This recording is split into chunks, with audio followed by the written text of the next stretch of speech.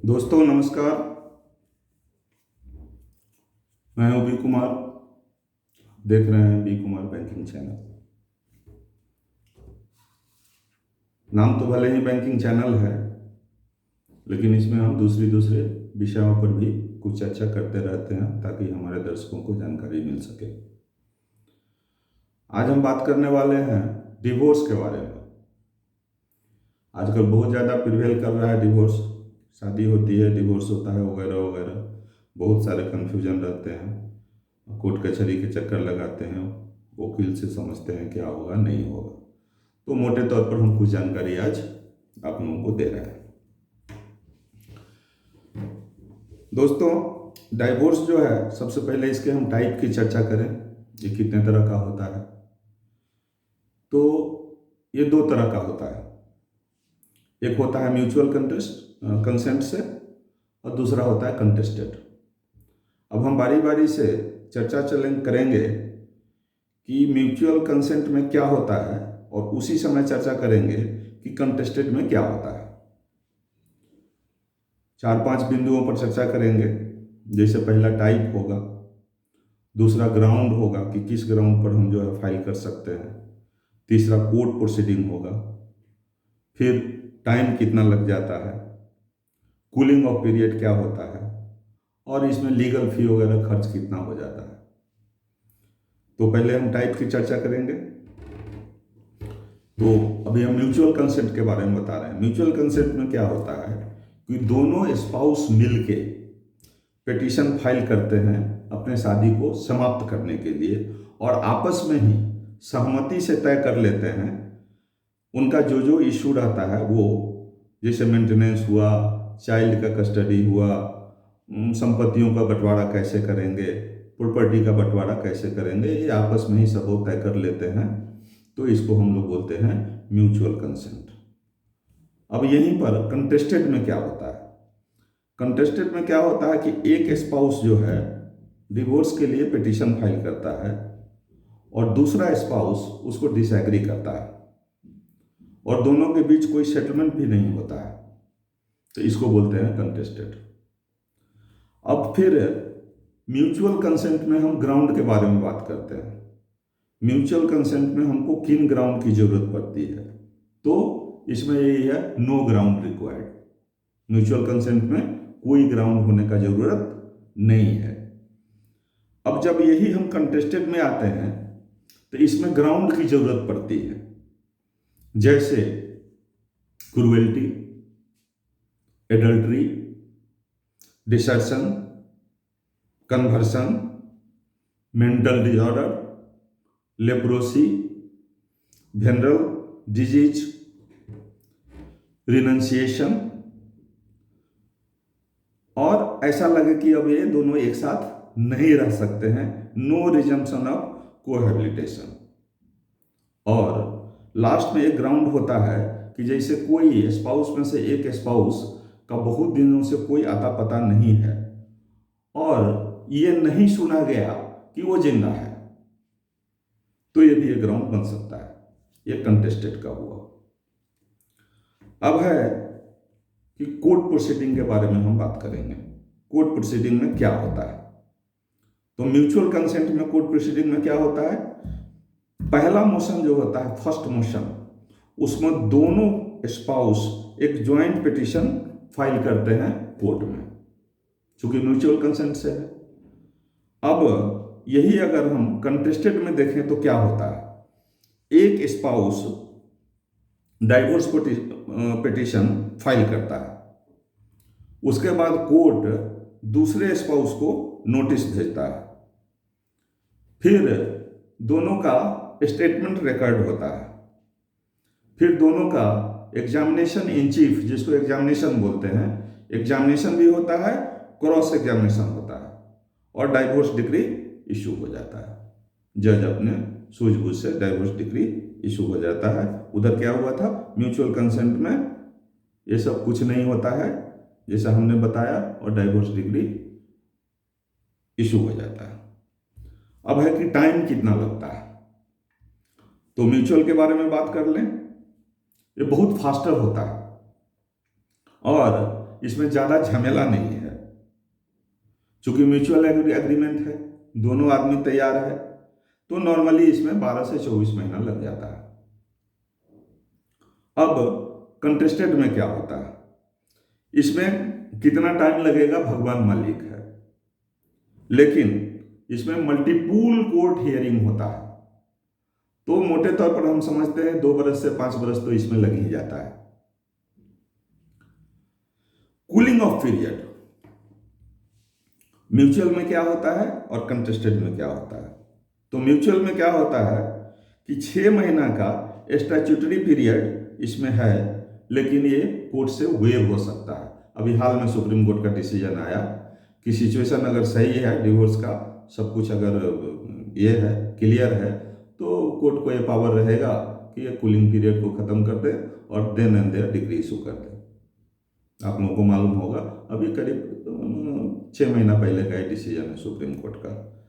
तो statutory period कितना है, 6 महीना का तो है, मगर कोर्ट इसको चाहे तो वेव कर सकता है।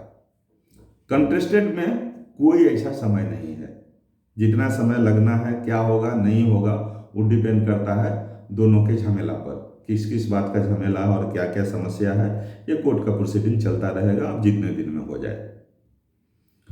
अब हम लीगल फी के बारे में आएंगे।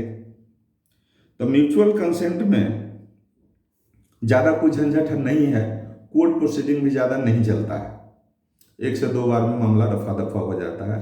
तो मोटे तौर पर आज के डेट में 5,000 रुपये का खर्च तो हो ही जाएगा, कम से कम, ज़्यादा तो हो ही सकता है। अब हम कंटेस्टेड में आते हैं। कंटेस्टेड में जब पिटीशन फाइल होगा एक स्पाउस से और दूसरा स्पाउस डिसएग्री कर रहा है, तो इसमें बहुत पैसा लग जाएगा, 50,000 से लेकर 6-7 लाख रुपया तक लग जाएगा, और समय का भी कोई गारंटी इसमें नहीं है। तो ये हो गया हम लोगों को दोनों में कंपैरिजन करके हम लोग देख लिए कि म्यूचुअल कंटेस्ट में क्या होता है और कंटेस्टेड में क्या होता है। अब है कि जब ये डिवोर्स होता है तो प्रॉपर्टी के बारे में क्या होता है। प्रॉपर्टी जो है हस्बैंड की या वाइफ की, उसके बारे में क्या प्रावधान किया गया है और कैसे वो चलता है। तो इसमें हम पहले बात करेंगे हस्बैंड के एंसेस्ट्रल प्रॉपर्टी का या उसका जो सेल्फ एक्वायर्ड प्रॉपर्टी है उसके बारे में। क्या बात करने जा रहे हैं हम लोग, हस्बैंड का बाप दादा से जो प्रॉपर्टी आया है या उसने खुद अर्जित किया है। इसमें बोलता है कि वाइफ का इसमें कोई राइट नहीं है एंसेस्ट्रल प्रॉपर्टी पर। The wife has no right over ancestral property, और वो उसमें सेल्फ एक्वायर्ड प्रॉपर्टी जो है उसका, उसमें वो क्लेम कर सकती है, बशर्ते कि वो ज्वाइंट ऑनर उसमें है और उसमें अपना कंट्रीब्यूशन दिया है उसको क्रिएट करने में, और ऐसा वो प्रूव कर पाती है। तो क्लियर हो गया, एंसेस्ट्रल प्रॉपर्टी में वाइफ का कोई राइट नहीं, हस्बैंड अगर सेल्फ उसको क्रिएट किया है तो उसमें अपना वो क्लेम, अपना एस्टेट क्लेम कर सकती है, बशर्ते कि उसमें उसने कुछ कंट्रीब्यूट किया हो और उसी बेसिस पर उसको मिलेगा और इस बात को वो प्रूव कर सके। ये हो गया हस्बैंड के एंसेस्ट्रल प्रॉपर्टी के बारे में। अब हम लोग बात करते हैं ऐसा प्रॉपर्टी जो ज्वाइंटली है, वाइफ हस्बैंड दोनों के नाम में वो प्रॉपर्टी को खरीदा गया, लेकिन लोन हस्बैंड ने लिया। क्लियर, प्रॉपर्टी तो वाइफ हस्बैंड दोनों के नाम में है, लेकिन लोन हस्बैंड ने लिया था। तो अब इसमें क्या होगा, इसमें हस्बैंड का क्लेम स्ट्रॉन्ग हो जाएगा और बहुत सिग्निफिकेंट पोर्शन जो है इसके वैल्यू का हस्बैंड को मिलेगा। अब हम लोग बात करते हैं प्रॉपर्टी जो है ज्वाइंट ओन्ड है और लोन भी दोनों मिलके लिया है। Property jointly owned and loan taken by both. इसमें क्या होता है, इसमें क्या होता है कि प्रॉपर्टी को फेयरली डिवाइड किया जाता है। चूंकि दोनों ने लोन लिया है, दोनों लोन चुका रहा है, इसीलिए फेयरली इसको डिवाइड किया जाएगा। किस बात को ध्यान रखते हुए कि किसका कंट्रीब्यूशन कैसा है, उसी प्रोपोर्शनेट में उसको बांट दिया जाएगा। ये हो गया। अब हम लोग आते हैं, प्रॉपर्टी खरीदा गया और उसको हस्बैंड ने फाइनेंस किया, तो ये प्रॉपर्टी हस्बैंड को ही बिलोंग करेगा। Property owned and financed by husband, क्या होगा? Property will belong to husband. ये हो गया। अब एक और भी स्थिति बन सकती है कि प्रॉपर्टी जो है वाइफ ने बनाया, लेकिन लोन हस्बैंड ने लिया। प्रॉपर्टी किसके नाम में है? वाइफ के नाम में, और लोन किसने लिया? हस्बैंड ने लिया। यहां क्या हो जाएगा? वाइफ प्रॉपर्टी की लीगल ऑनर है, क्योंकि प्रॉपर्टी उसके नाम में है। लेकिन हस्बैंड अगर ये प्रूव कर पाता है कि उसने लोन लिया और उस लोन को उसी ने पे किया, तो हस्बैंड भी उसमें अपना स्टेक क्लेम कर सकता है। अब एक और स्थिति के बारे में चर्चा करेंगे। Property owned by husband, loan by wife. Property husband के नाम में, लोन किसका? वाइफ का। इसमें क्या होगा? इसमें स्थिति में कोर्ट जो है इसको मैरिटल प्रॉपर्टी के रूप में इसको कंसीडर करेगा और फेयरली इसको डिवाइड कर देगा वाइफ के कंट्रीब्यूशन के हिसाब से। ठीक है। अब प्रॉपर्टी जो है वाइफ के नाम में है और उसको फाइनेंस भी वाइफ ही की है, तो इस स्थिति में क्या होगा? इसको वाइफ का सेपरेट प्रॉपर्टी समझा जाएगा और इसको डिवाइड नहीं किया जाएगा, क्योंकि मालकिन भी वही है और फाइनेंस भी उसी ने किया है। तो ये हुई हम लोगों को प्रॉपर्टी के बारे में कि जब डिवोर्स होता है तो प्रॉपर्टी का बंटवारा। ये मोटे तौर पर है, इसमें बहुत और सारे कानूनी पहलू हैं। इतना डिटेल में मैं नहीं जा रहा हूँ, डिटेल में जाने से वीडियो बड़ा हो जाएगा। अब चाइल्ड कस्टडी और सपोर्ट के बारे में हम लोग चर्चा करेंगे। चाइल्ड कस्टडी और सपोर्ट, कि भाई बच्चा किसको मिलेगा, इसको सपोर्ट कौन करेगा। अब जो है ये चाइल्ड का जो कस्टडी है वो बहुत से बातों पर निर्भर करता है, जैसे बच्चे का एज क्या है, वो क्या चाहता है, उसका कल्याण सुरक्षा कहाँ हो पाएगा, मदर के पास हो जाएगा कि फादर के पास हो जाएगा, मदर का फाइनेंशियल कैपेसिटी क्या है, फादर का फाइनेंशियल कैपेसिटी क्या है। तो इन सब बातों पर कस्टडी डिपेंड करता है। अब है कि एक फादर कस्टडी सीक कर सकता है। कब सीक कर सकता है? जब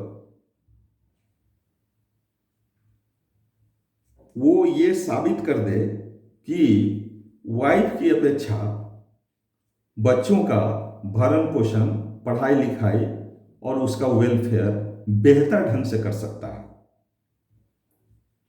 और उसको एक स्टेबल इन्वायरमेंट दे सकता है, तो हस्बैंड इस ग्राउंड पर क्लेम कर सकता है। अब इसमें जो है, चूंकि हम जानते हैं कि हमारे यहाँ लॉ सब अलग अलग है, हिंदू लॉ अलग है, मुस्लिम लॉ अलग है, क्रिश्चियन लॉ अलग है, तो तीनों स्थिति में हम चर्चा करेंगे कि कस्टडी के बारे में ये तीनों लॉ में अलग अलग क्या कहता है। अब हम हिंदू लॉ के बारे में बात करेंगे। तो Hindu minority and guardianship act 1956 है, इसमें बोलता है अगर बच्चे की उम्र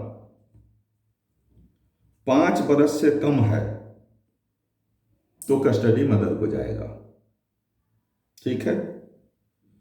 फादर को कस्टडी तभी मिल सकता है जब ये कोर्ट फील करता है कि mother is unfit to take care of the child and if the child is older, बच्चा अगर बड़ा है तो कस्टडी दोनों में से किसी को भी जा सकता है, फादर को भी जा सकता है, मदर को भी जा सकता है। मतलब 5 बरस के नीचे कस्टडी किसका रहेगा? मदर का रहेगा। जब ज़्यादा हो जाएगा उम्र तो दोनों में से कोई भी क्लेम कर सकता है। 5 बरस से नीचे भी फादर क्लेम कर सकता है, बशर्ते कि वो ये साबित कर दे कि मदर बिल्कुल अनफिट है उसके भरण पोषण के लिए। तो ये हो गया हिंदू लॉ के हिसाब से। और अब हम लोग मुस्लिम लॉ में बात करेंगे। इसमें पहला फर्स्ट एंड फॉरमोस्ट राइट जो है किसका बनता है? मदर का बनता है, जिसको बोलते हैं राइट ऑफ हिजानत। पहला राइट किसका बनता है? मदर का बनता है। मदर का अपने सन के ऊपर राइट टर्मिनेट हो जाता है, खत्म हो जाता है, जब वो 7 इयर्स का एज प्राप्त कर लेता है। ये सन के बारे में बात कर रहा हूं। क्लियर? पहला राइट किसका होता है? मदर का होता है। लेकिन बेटा के केस में जब वो 7 बरस का हो गया तो मदर का राइट खत्म हो जाएगा। लेकिन उसका डॉटर अगर है, अभी हम मुस्लिम लॉ की बात कर रहे हैं, अगर डॉटर है तो डॉटर का कस्टडी कब तक रहेगा उसके पास? जब तक कि पुबर्टी नहीं आ जाए। पुबर्टी का मतलब क्या होता है कि बच्चा ग्रो कर गया है और जवान जो होता है उसके गुण उसमें दिखने लगे हों, उसके गुण उसमें दिखने लगे हों, उसके बॉडी में चेंज आ गया हो, तो तब तक जो है वो मदर के कस्टडी में रहेगी। अब हम लोग क्रिश्चियन लॉ के बारे में बात करते हैं। क्रिश्चियन लॉ में इस बात की कोई चर्चा ही नहीं की गई है। ये सेक्शन 41 जो है इंडियन डाइवोर्स एक्ट 1869 उसी के हिसाब से ये चल रहा है। इसमें जो है चाइल्ड कस्टडी के बारे में एब्सेंस है, पूरा कुछ भी नहीं बोलता है। तो इस ऐसी स्थिति में क्या है कि कोर्ट को ही राइट है कि वो डिसाइड करेगा कि कस्टोडियनशिप जो है किसका रहेगा, किस बात को ध्यान में रखते हुए, इस बात को ध्यान में रखते हुए कि बच्चा कहाँ भरण पोषण सही ढंग से पाएगा, कहाँ उसकी पढ़ाई लिखाई सही होगी, वगैरह वगैरह। तो यही थी मोटे तौर पर हम लोगों का डिवोर्स के बारे में। तो मुझे उम्मीद है कि डिवोर्स के बारे में जो बेसिक जानकारी है आप लोगों को प्राप्त हो गई होगी। इसी तरह का इंफॉर्मेटिव वीडियो हम टाइम टू टाइम लाते रहते हैं और आगे भी लाते रहेंगे। बहुत बहुत धन्यवाद। नमस्कार।